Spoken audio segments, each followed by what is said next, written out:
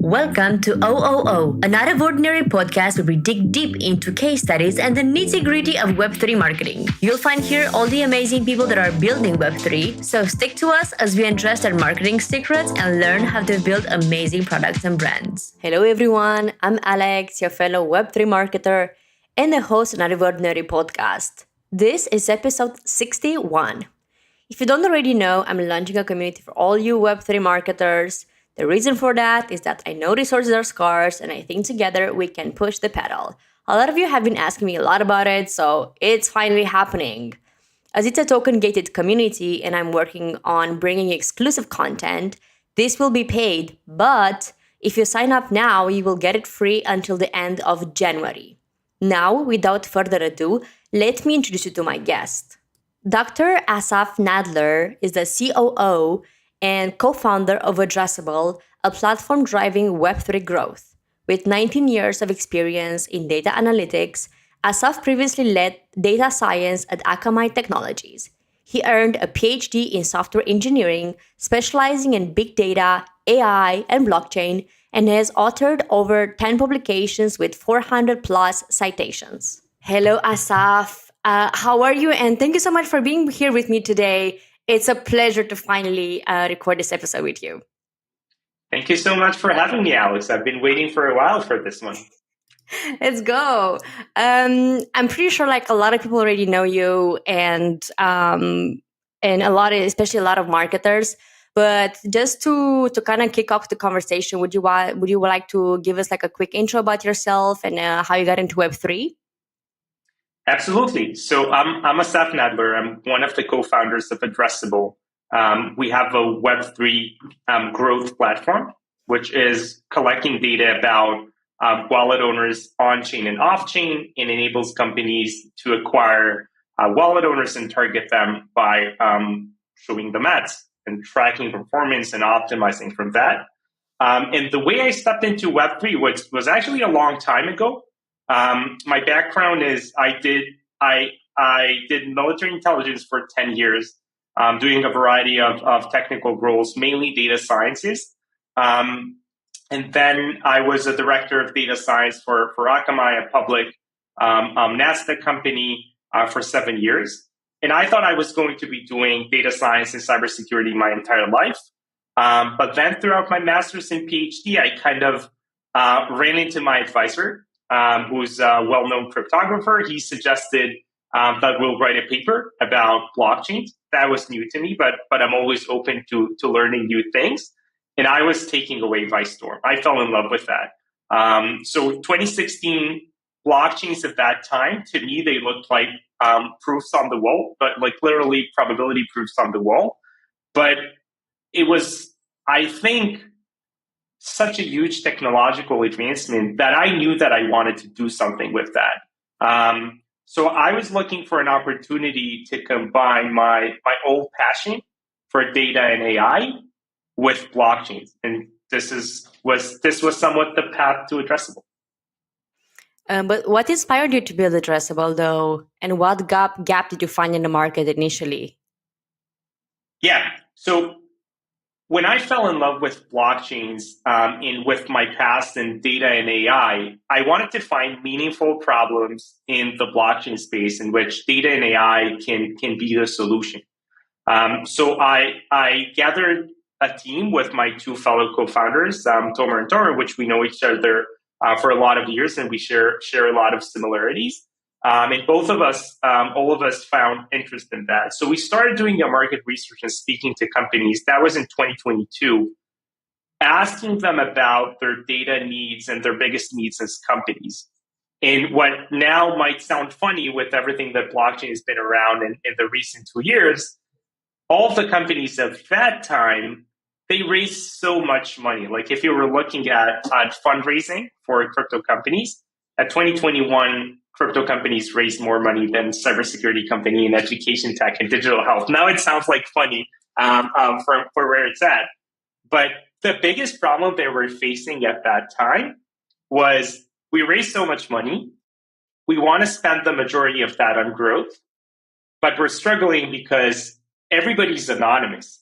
So if we were doing growth in any other market, for instance, it was gaming or e-commerce or anything else, then at least people that would register would tell us something about themselves. But due to the culture of Web3, people are not sharing anything about themselves. So we don't even know who bought the previous NFT collection that we launched or who plays our game. And without any data, that's very, very difficult to make conclusions and know what we need to change. And this statement repeated itself with everybody that we talked to. I think it was exchanges and wallets and games. It was very, very much repeatable. And for a team like ours that spent 17 to 20 years doing big data, both for public sector, government sector, bringing together data to show insights about people is something we were very much familiar with.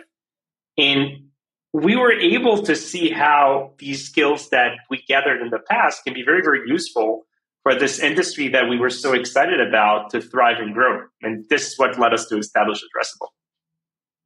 And what does it do now? It's actually very interesting because I think I've never actually known the story, but I'm pretty sure like you've talked about it in a lot of other places. So for our listeners, like what is Addressable now and like what does it do?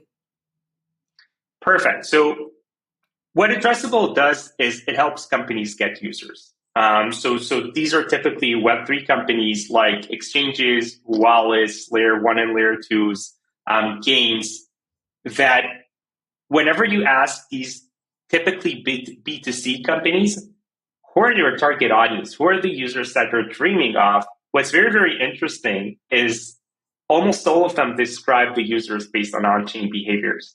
So you're asking who's your dream audience, and they go around with a very, very vivid description of it's users that own a specific token. It's users that played the game of my competitor on chain. It's users that trade very frequently. It's users that were part of a specific ICO. It's users that are doing something on chain. It's always the on chain description, which is very, very interesting. And then the follow-up question is, well, it seems like you know a lot about what these users are doing on chain. How do you acquire these users? How do you get to them? What do you even know about them? And this is where the frustration is typically shining. So it's literally, I don't know. I have no idea where they're coming from. What do they care about? What they're doing off chain. And if I would have had this information, I was able to grow so much better. And this is a repeating story in Web3. So what we build in Addressable is a huge database that connects data about wallet owners and what they're doing off-chain on social media typically. And what the tool enables marketers is very, very simply to build the audience that you want to target.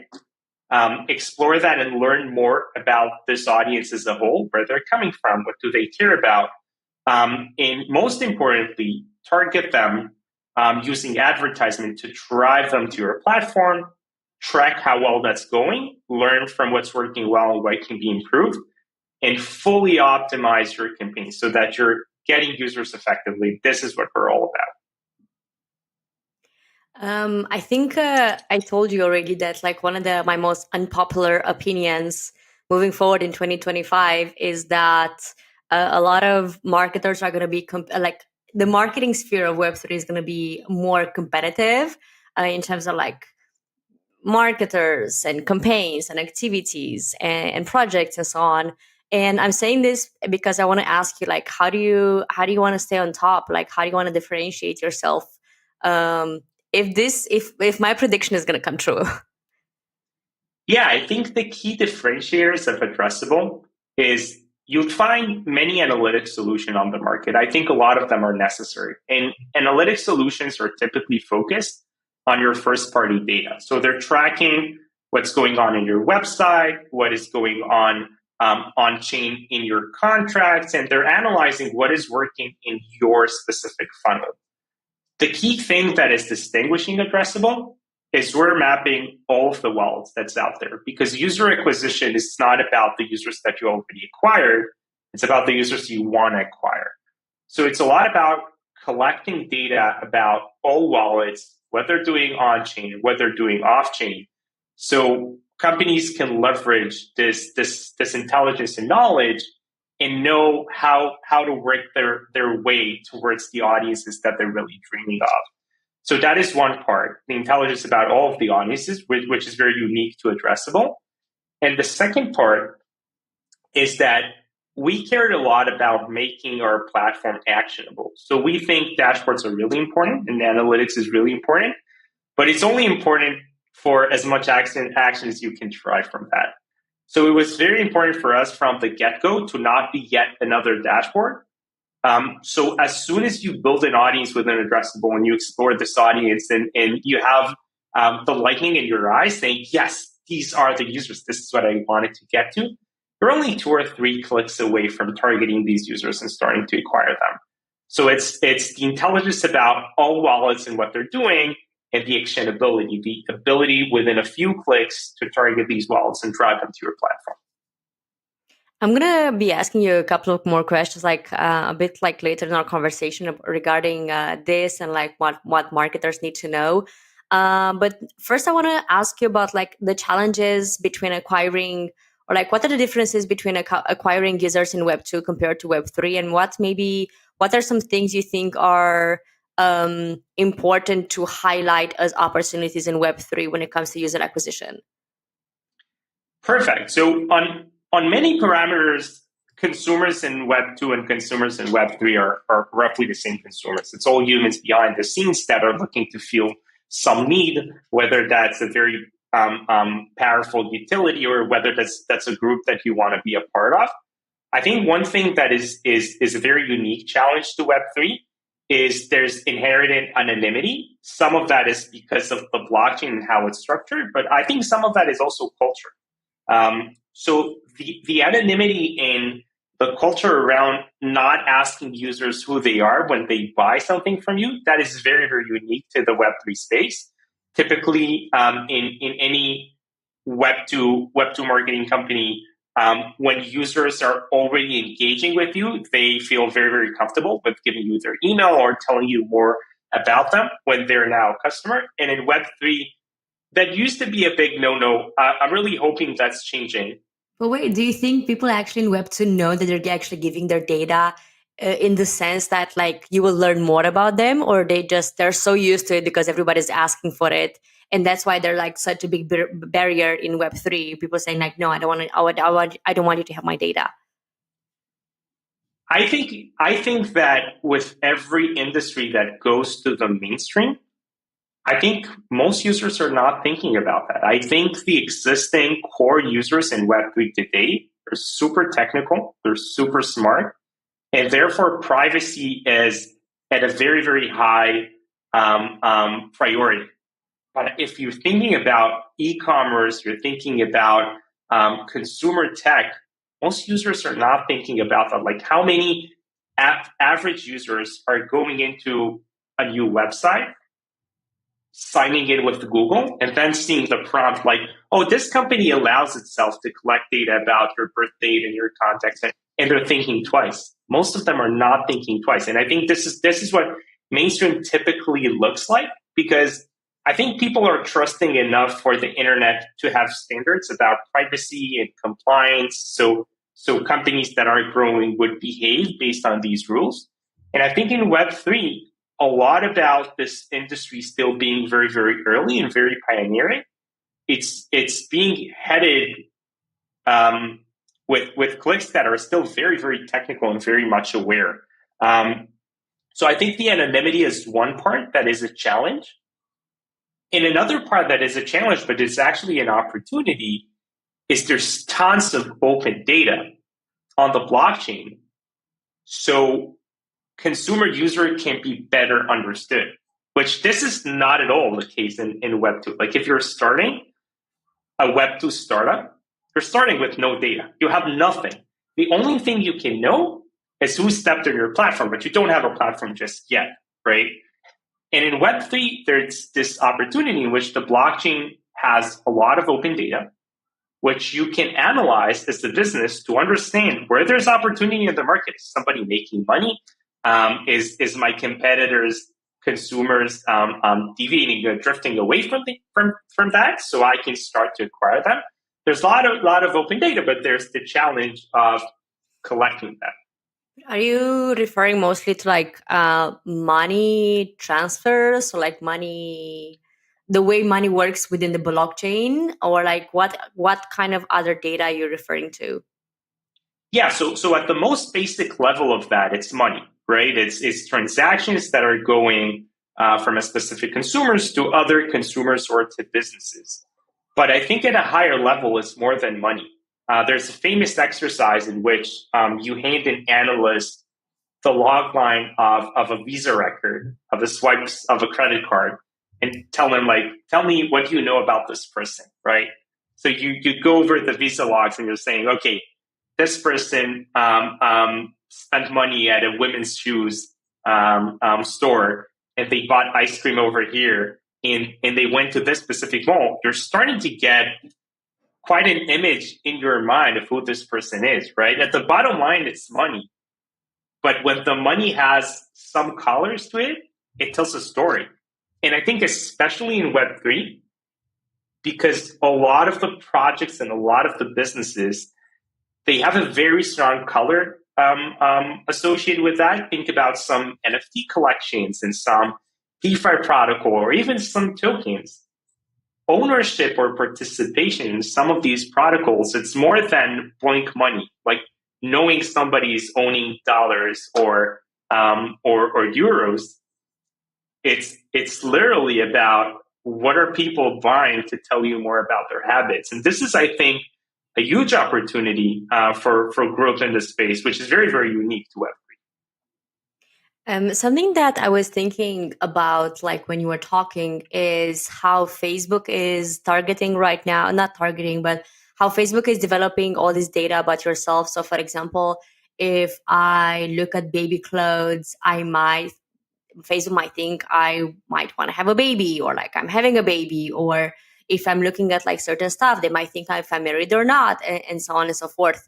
My question for you is like, is there anything similar to this in Web3 yet, or we still have a bit to work to get there in terms of technology, especially?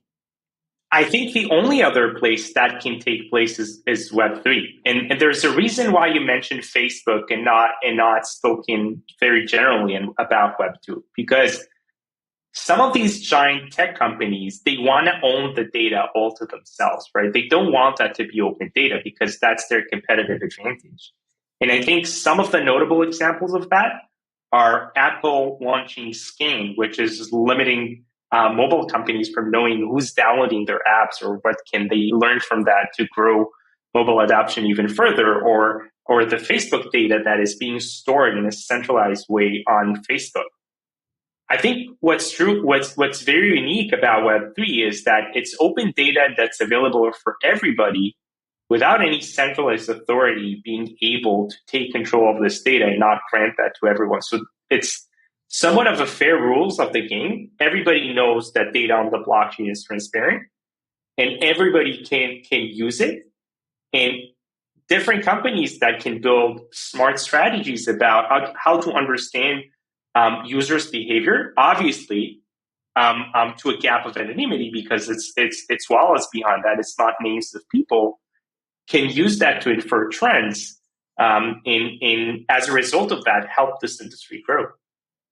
But are we there yet, or like we're not there yet in terms of like the technology for a company like Addressable, for example, as we're talking about it, as you do attribution and you do people can also like can target audiences to grow their user base. Are we there yet with such predictions, let's say, or we're not there yet? I think we're there yet. I think we are there, and I think we're only seeing improvements in that. But any company that is using Addressable at the moment, that's part of the value that they're looking for from the get-go. I never launched anything. I don't have data yet. I might be launching a new token or a new game or something that I want to do well with. What's the data that I can look into? I can look into some other competitors of mine or people that advertise something similarly and learn more about their users. What are they buying? What do they care about?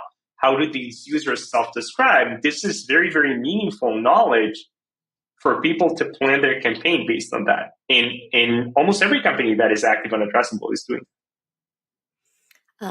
Something that I've been saying for like a long time as well is that a lot of people have been telling me for like especially the longest time, especially when I was at the beginning of like when I got into Web3, everybody was like, Alex, but Web3 marketing is so different. And the more I'm in the space, the more I realize it is a bit, it's not different. It's just the tactics are different, which is totally different discussion, I guess. So, and then sometimes I see people that are saying, oh, I'm a Web3 native. And I'm like, what is that?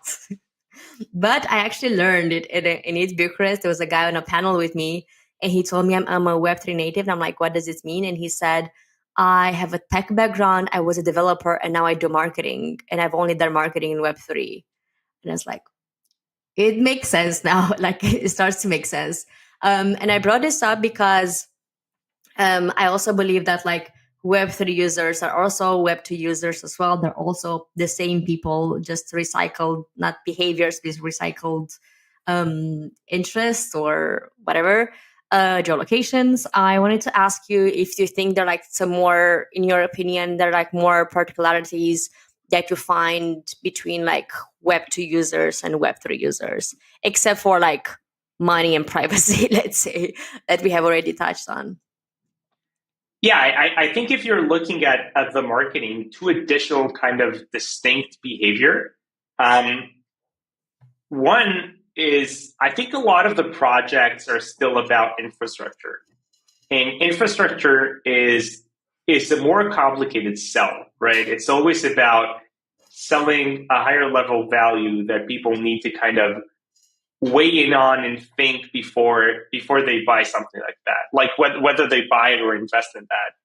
So almost by definition, this creates a much longer conversion funnel compared, for instance, for e-commerce, right? I mean, if you look at commodity projects that are being bought online, it's not really how crypto looks like, right? So it's more about creating awareness, getting the mind share, building a community, because the more complicated the product that you're selling, and most Web3 products are very, very complicated. Even the games, the mechanism of owning a token to play a game, it's a very complicated mechanism. So that is one thing that is somewhat different about consumer behavior. So it's typically more about kind of going down a longer funnel. And I think another one, which I really hope changes, is that the space is still very much associated with distrust, with rugs that were going around, and with the inherent anonymity. People are not that soon to trust, and that's not happening almost in e-commerce, right? I mean, you see a brand that you recognize, you don't think people are going to rug you. So I think another thing about user behavior is that consumers are very much distrusting. They're trying to understand more about your company before they're going to work with you, both because of the history and because it's what's at stake. Like if you're investing in a DeFi lending protocol, you want to know that your money is going to stay there. You're actually taking a big risk. So I think with that, companies are also, what we're seeing is they're investing a lot in brand awareness, not necessarily through advertising, but through conferences and face-to-face meeting and anything that would get users to trust them even more.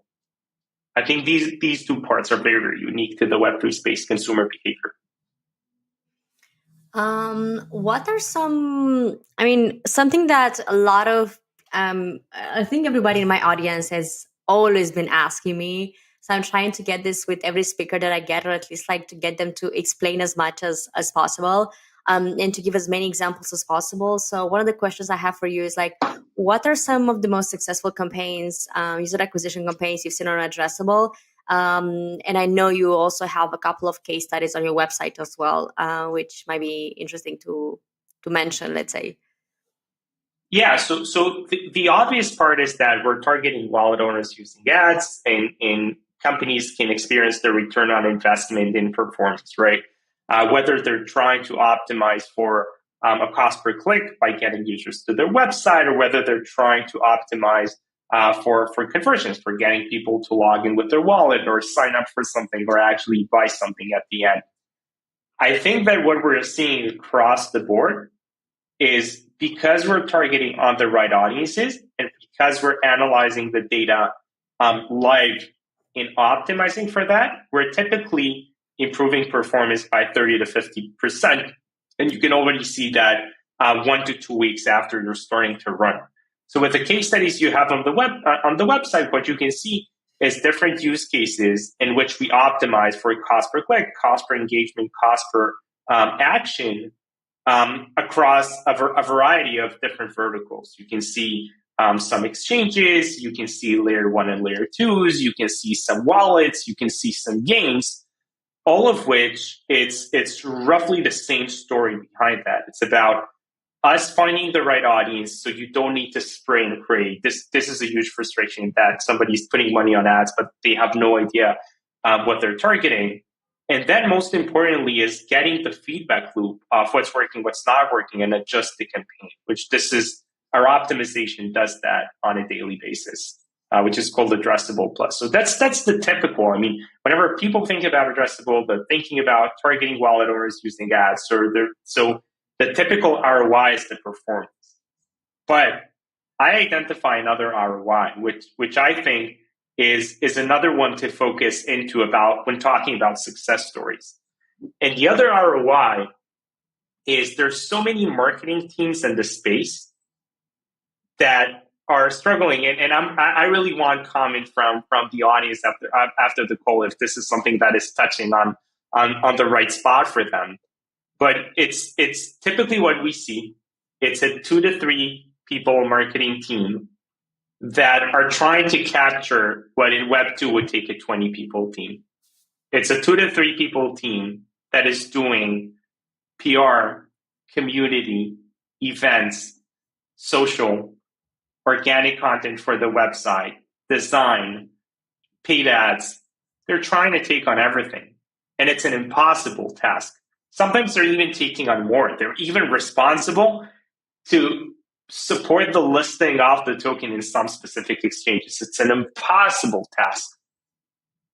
What Addressable does with these users, it's not only optimizing their performance, but it's an end-to-end solution like you typically feel when you're speaking to AI, which, oh, this is the audience that I want to target. Great. Here's the audience. It's ready. What's next? Oh, this is the creative. Perfect. Here's the campaign ready for you. Let's launch it. The campaign is set to go. And on a daily basis, the marketing team is getting feedback about what is working, what is not working. We just launched a new feature for trends. So very easily at the end of every day, the marketer can become the champion of the organization, saying, I can truly report to the CEO about what's working, what's not working. Oh, in Ukraine, we have this campaign which just improved by 30%. Maybe we should invest in some local language over there. Oh, the new landing page that we were using, that is performing 20% better than the previous page we had. That was some nice work. The wallet connected mobile, something is dropping over there. But I can go at the end of the day and get these 3 to 5 insights, which is getting me to be the champion. And I think that's part of a bigger trend of marketing leveraging AI to do 10x. And this is where we want to be for a lot of Web3 companies. So it's not necessarily just about the performance and getting 30 to 50% better, which is obviously still very, very important. But it's also about saving the time and the ability to accomplish more. So I think this is where we're seeing a lot of the ROI at the moment. I think Addressable should do some data tool for content creators to sing. Because I've been complaining about Spotify and like all these like Web2 tools because I think they're great, but they're trash at the same time. I think it gives like really bad data. I mean, very incomplete data, not like bad data. But something I was looking at my Spotify Wrapped for this year, and I learned like the most interesting thing. They told me that The biggest audience that I have is from the US, which was something that I already knew from last year. The oldest one is from the UK, and the youngest one is from Nigeria. What can you do with this data? Nothing. um, but I think it kind of, I do have an idea. When it comes to like this like youngest audience, my wild guess is that there's a lot of improvements to be done in terms of like content for like a young audience that's very inexperienced, or they're still trying to like learn the ropes of Web3. Yeah. That's my guess. And for the oldest, I'm not so sure like if age is actually a factor of improvement in any way, but I'm still digging into that information. But I just thought like as a fun fact, I think it was interesting to see, let's say. I saw that you didn't mention any names. So I'm gonna put your case studies in the description of the episode anyway. But then I'm going to ask you something else. So probably I'm going to try to get you to give me some maybe more concrete answers. One of them is like, what do you think, how do you think people are responding to ads in Web3? And the second question is like, I'm not going to ask you about like your favorite story or like favorite company to work with, but maybe what is your favorite pillar from Web3 that you think is most exciting for you to work with at Addressable? Perfect. So I think to reflect on how users in Web3 are looking at ads, I would take a step back to the part that you were asking me, what's different about consumer behavior in Web3? A lot of what's different is there's a lot of distrust. And if you're thinking about the people you're buying from, not just in Web3, but in general, you either want to buy from people you know or you want to buy from people you trust, right? So unless you know someone, the best way that you have to sell to them is becoming a well-known and established brand. That's the only way. So if I'm going to download a new wallet, I'm going to place some of my funds in a new exchange, I'm going to spend a lot of my time in playing a new game. It's either I know the founders, and this is the reason why I take interest in that and take the risk, or it's a well-known brand. So let's assume that in Addressable right now, I feel in need of a payment solution. Which payment solution will I turn to? It's either someone I know or like a top 3 brand that comes to mind. So with that said, and this is reality in not just in Web3, I think everywhere, but in Web3 the risks are even higher. So this is more evident. I think that in order for users to decide to buy a token, to decide to take the risk, they need to be familiar with the brand.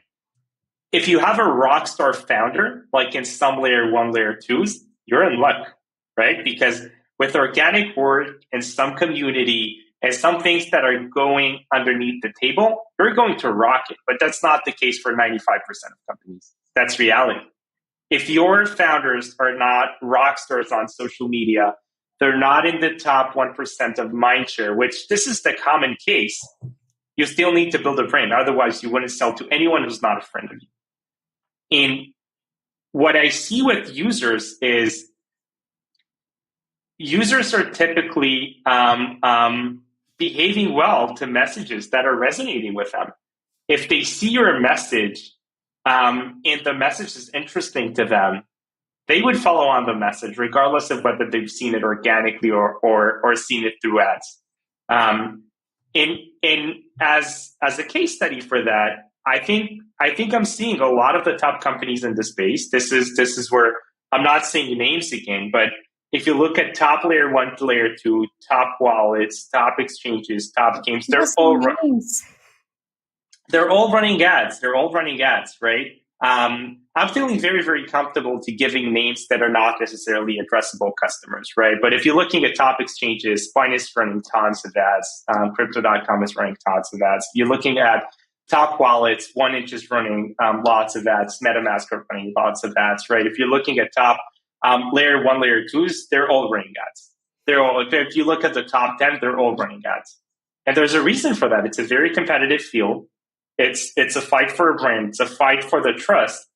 And especially when it's financial assets, what users want to know when they're buying it is that's going to be hype, that's going to be a hit. They want you to run ads. They don't want you to be in the background. Mhm. So what's your favorite pillar in Web3 to work with? Do you have one? Which one of the verticals? I think the one I like the most, and obviously I like everyone, but I think what interests to me a lot is layer ones and layer twos. And the reason for that is I think they have so many needs on acquisitions, which is it's just fascinating to me. So to me, layer one and layer twos are the Web 2 equivalent of cloud infrastructure. So the way for them to grow is for developers to build on top of that, and for these developers to build successful applications so they are driving users. And as a result, the infrastructure is all succeeding because the token has a good dynamics, right?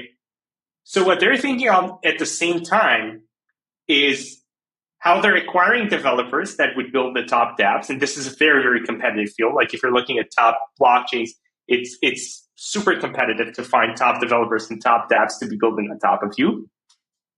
Then it's appealing to retail traders and users to buy the token. And the more people that are buying your token, the more easy it is to capture everybody within the same ecosystem.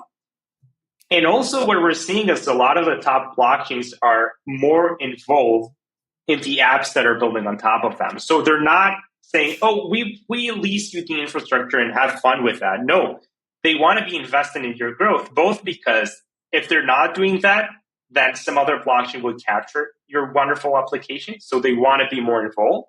And the other way is showcasing, oh, look, that's amazing. SushiSwap is building on my blockchain. That's a good way to drive awareness as well as complement apps that are building on top.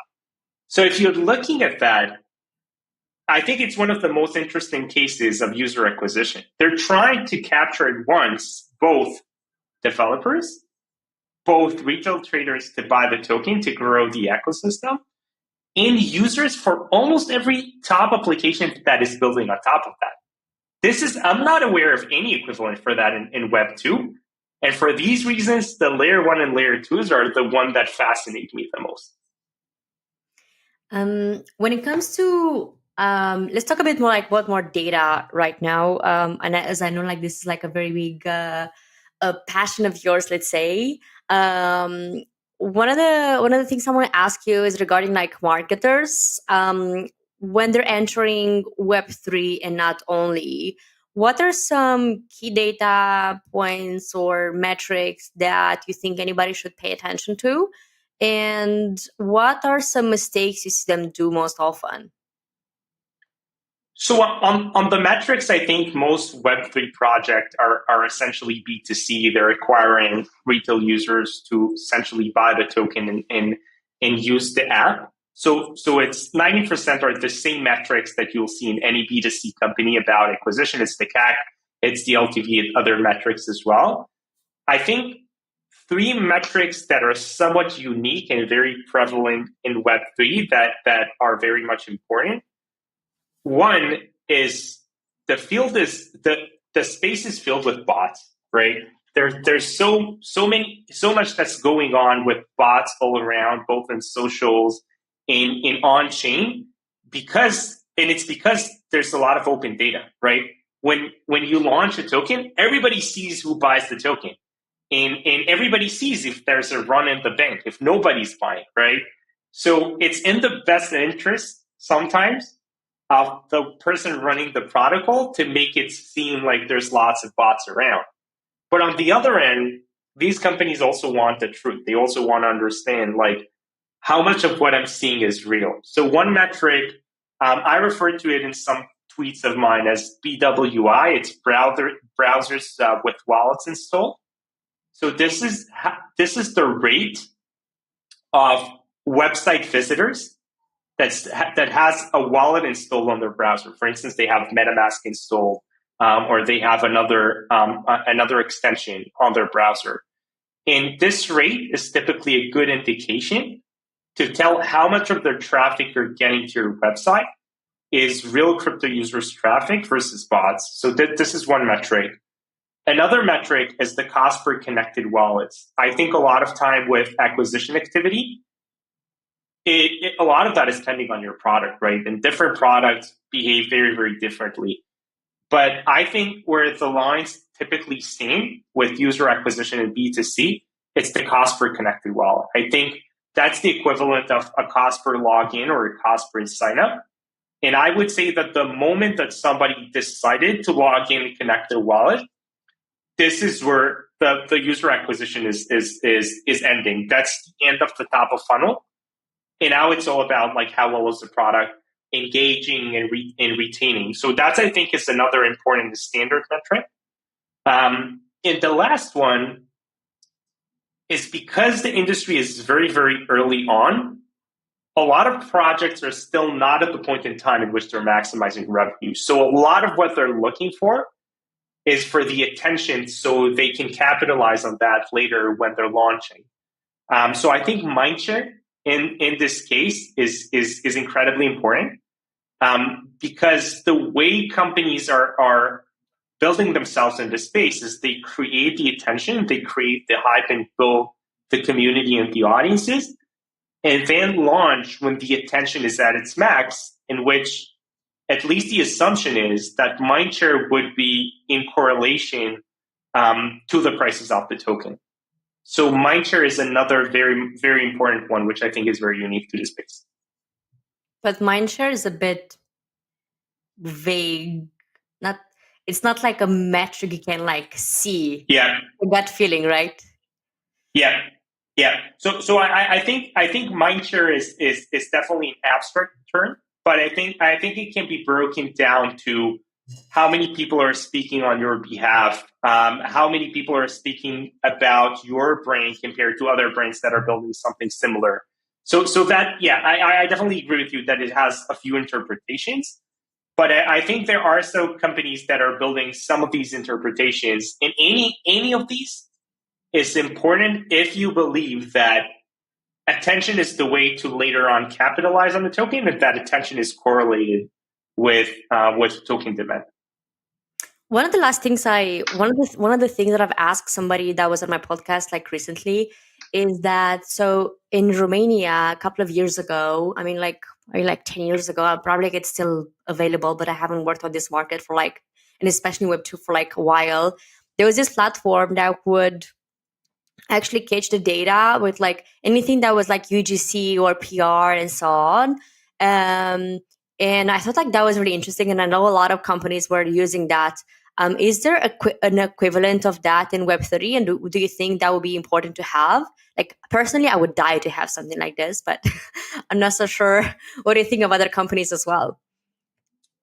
So I'm not sure which company you're describing or what's the solution, but I can break it down into two, and you'll tell me if which one are you referring to. So one side is attribution, right? I mean, a lot of the attribution today is not direct, right? Direct attribution is whenever you have a link for buying, typically produced by an affiliate or some promoted article. Somebody is clicking the link and then buys, right? And then it's very, very clear, where did you get the buy from? And ideally, in a world of media buying, where do you want to buy more media? What we're seeing today is that a lot of the sales cycles are indirect, right? You have an influencer that is, or a UGC that is speaking on behalf of your brand, not necessarily with the link attached to that. And then it becomes very, very difficult to attribute and understand eventually where the purchase came from. So that is one part of that. And another possible interpretation is social intelligence. It's about the ability to map out different trends and chatter that are taking place typically on social media, and look at different UGCs that are going around and estimate what's the sentiment towards your brand. Is it trending up? Are more people speaking about you? Which of the two are you reflecting on, or something different? It's more on the second side. So, for example, a lot of people wrote about like the Out of Ordinary hackathon that happened in Bangkok. And all I could see is like if somebody tagged me or tagged Out of Ordinary on Twitter, and so on. But it was so hard because at some point I was traveling, I was either sick, I was like on a plane, people were writing, they're like a lot of like thousand other notifications came. I couldn't see them all. So what I would have loved to see, except for anything that's like centralized, where like people just left reviews and so on, like proper reviews on Luma, and that like I can actually see in one place. But I think everything else is so scattered, and I would have loved to get some like UGC at like that was like a hot take, because right now if I send a form, people have had time to digest it, but like I wanted to see the hot take and what was the sentiment. And I think a lot of like companies would actually benefit of something like this. So my question was actually, is there anything like this in Web3, or do you think we would benefit, or others except me? So I think the biggest thing that is taking place on Twitter, not just for Web3, is Radar. So Radar is designed especially for that. So you can provide Radar, which is just an app on Twitter, a native app that they're developing internally. I believe it's still on beta, but you can provide it with your brain that they will collect information about how people are speaking on your behalf. So this is speaking up. And on more of the actionable side of that, like how can you actually take this knowledge to actually drive actions? We're building some of that. It's obviously not necessarily for individuals that want to know how the brand that they're building is working together, but for some bigger companies that want to take action immediately when they're seeing something like that. So that might be a more useful tool, because Radar, as far as I know, it's not well connected to kind of other systems for taking actions based on that. Interesting. I'll definitely look more into it. Where do you think it's, or where do you see the biggest opportunities for growth in Web3 marketing space right now? So the cliche for that is AI. I think marketing, like any other department in corporate organizations and startups, is being revolutionized by AI, enabling people to do 10x the amount of work. In marketing specifically, I think it typically falls under one, content generation. I think a lot of content generation is AI, both images and text. Lead gen as well, the ability to collect information about prospects and react to them in a very, very tailored approach. That's as well. Personalization, that's as well. And I think a lot of the marketers in this space today, some of them are native, some of them made it from Web 2 into Web 3. But I think what's unique to everybody is it's a space of startups. Ultimately, there's very little marketing teams that are tens of people in the marketing squad. So everybody are overwhelmed with tasks. And every marketing team that I'll find within Web3, there's typically more tasks than resources. That's the situation. So I think the biggest opportunity is for marketing leaders in every company to think about how they're using AI to do 10x across the entire board. And obviously, we at Addressable, we're trying to make AI more accessible for campaign management. We think there's that's one of the very important tasks that people are running. But I think it's true for every marketing task. I think it's true for event management. I think it's true for social management. I think it's true for community management. I think it's really, really true across the board. So I think the biggest opportunity is with AI for marketing. What do you think are the biggest trends in AI we should pay attention to as marketers, obviously? Are there any right now? Yeah, so I think the obvious ones is everything that's going on content generation, right? You see Sora and you see Midjourney and you see some other tools for generating content. In lead gen, I think the uprising of Clay and some other tools for doing lead generation and acquire leads, that's another one. But where I think the biggest trend is coming, and I think it will take some time until it propagates to startups. I think it's more on the enterprise side today. It's orchestration. It's not just limiting yourself to how does a single person takes their own day-to-day, like I'm a social media manager, so how do I create more posts or more tweets using AI? Or I'm responsible for organic content, for technical documentation. How do I produce more of that? The orchestration level is really about, I'm a CMO or I'm heading a marketing organization. How do I make sure some of the people I work with are AI agents, right? How do I deploy a full team that is taking on my strategy and building an organization that's just a big part of that is AI. So I think orchestration is probably the biggest trend of that. And if people are looking for resources to learn more, I would point out to Salesforce to see what they're doing with their AI agent strategy on go-to-market, which is not just marketing, it's also sales and customer success and some other things. But I think for some people in Web3 that will see that, they will see how probably the biggest trend is on orchestration. I think we'll start seeing a lot of teams, a lot of marketing teams that has AI agents as some members of the team.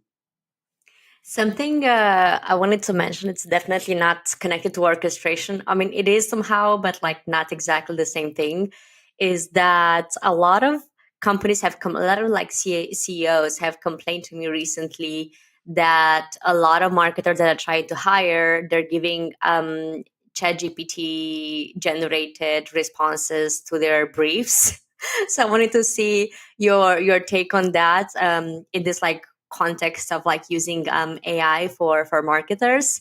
And also, I know you also mentioned to me that the Web3 space is not mature enough, and I wanted to see what do you think we need to get there. So to me, it's very baffling that someone would reject a candidate for using ChatGPT. I would do the opposite. If I'm seeing a marketer that is afraid of ChatGPT and not using that, that to me would strike them as a person that is finding it difficult to adapt to a new reality.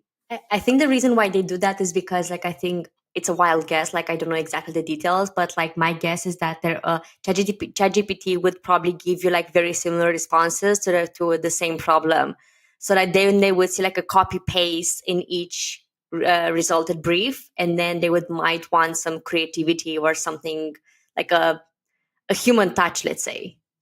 Yeah, that's the worst, right? That's like copying from someone else at the exam without having any flexibility to adjust to what you want to do, right? I think using ChatGPT is a must.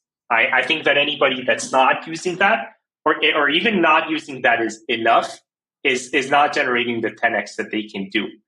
What I think is important is that you have the ability to orchestrate your tasks. So if you do product marketing or if you're responsible for generating content on your social, you need to be able to take ideas end to end. I think that is the most important thing. So you need to have criticism. You need to be able to take feedback from other people and embed it into what you're doing. But if you are able to do that and do that effectively, I think these are the marketers of the future. I think that's exactly what it should be. So the problem isn't that these people are using ChatGPT, is that they're copying an answer from somewhere else and don't know how to fit it to what is really required. So in a sense, they wouldn't know how to collaborate with people. They don't have the criticism to know if their own output is good. I think that's the point. It's not that they're using ChatGPT, but using it as is. And the second question was like you mentioned that we haven't matured enough as a space. What do you think we need to get there? So if I'm thinking about the Web3 space more broadly, most of the companies within it are startups, right? A lot of them are still in early stage, still looking for product market fit, still looking for utility. We're not seeing a lot of enterprise companies. We're not seeing a lot of companies that are doing kind of a more growth rounds. And I think this reflects very, very much directly about what this marketing teams in the industry looks like, right? It's still very much a startup mode. I'm really hopeful that a lot of the startups that we're seeing today in Web3 are growing to become sustainable businesses, that they're finding a good revenue model that works, they're finding good utility for their users. And I think what we'll see as a result of that is Web3 going from the pioneering stage in which it is today, which is mostly startups trying to invent something in the future. I think that's very much necessary to a more mature field in which we're seeing growing companies with real businesses and more opportunities. So this is typically what I'm referring to when I'm thinking about the maturity of the space. Do you see AI adding or like changing the skill sets of marketers? Absolutely. I think more marketers would need to shift from hands-on specific work to strategic work. I think that would be the key thing. So if you're a media buyer, a technical writer, a social media manager, a community manager, and today you're doing a lot of that hands-on, you're directly responding to people, you're directly writing the documents yourselves. What I think will change to a lot of people is they will start taking more strategic role, think about the strategy, think about the KPIs, think about the tone of voice, think about the automation, think about all of that, and leverage AI agent to carry out the strategy to something that is much, much more effective. Asaf, we don't have like much time left, but like, do you have an unpopular opinion about Web3 or Web3 marketing? I'm putting you on the spot right now. I have an unpopular opinion, and I'll say it just so you have a highlight so people can roast me on the stage on social.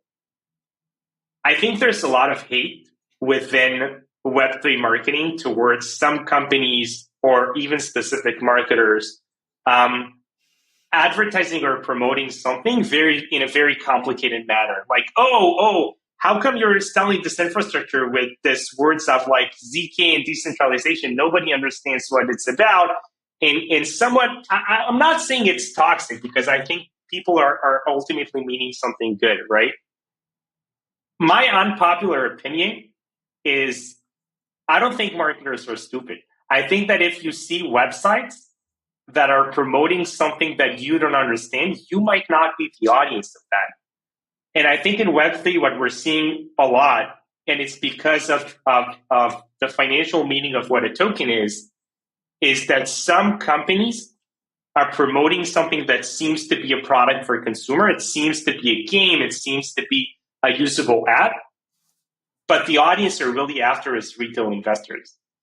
They're looking after people that would buy the token because it sounds to them that they're investing in something fancy that is going to be a big part of the future, that is super revolutionary, that is super visionary. And I wrote about it in a tweet of mine called the Tale of Two Funnels, which is joking about some games having two funnels. One that they're publicly speaking of, which is, we want gamers to come and play. We want more daily active users playing the game. But another one, which is effectively the one that most resources are going for, which is the retail investors. We want people to see the game, say, that looks like a cool game. I'm not going to play it, but I think others are going to play it, so I'll buy the token myself.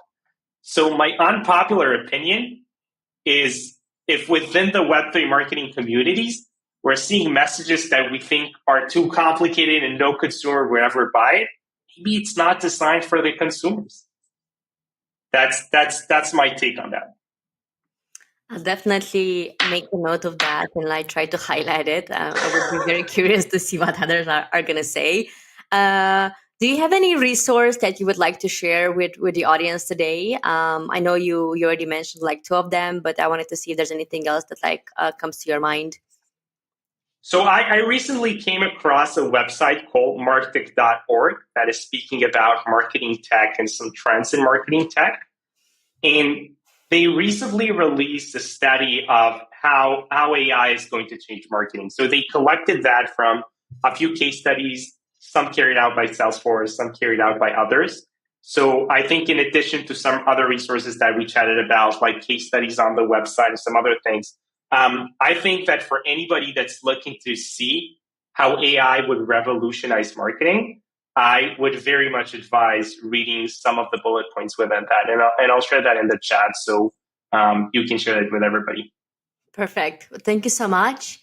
And the last question for today is, where can people find you? So I'm everywhere.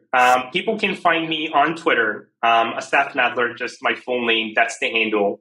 I can also be found on LinkedIn and on Telegram. And I'm pretty much attending most of the conferences in crypto. I really like meeting people face to face. So typically, when it's conference time, I love for people to reach out to me and for us to meet face to face. So Twitter is preferable, and if you prefer face to face, let's just book time at some conference. Always love chatting to marketers, learning about trends and what's going around. For anybody listening, Asaf is amazing. I've met him many times, so I can certify to that. Thank you so much for being with me today. I think it was a super cool chat. I loved having you here, and I can't wait to continue the discussion with Tomer, who's the CEO of Addressable. And for anybody listening, he's gonna be the next one after Asaf here on the Out of Ordinary podcast. Thanks again, Asaf, and I'll definitely meet you face to face again at the next conference. Looking forward to it. Thank you so much for having me, Alex. Thank you so much for listening to our Out of Ordinary podcast. If you enjoyed this episode and you would like to hear more content like this, then open up the podcast app and click on the follow or subscribe button.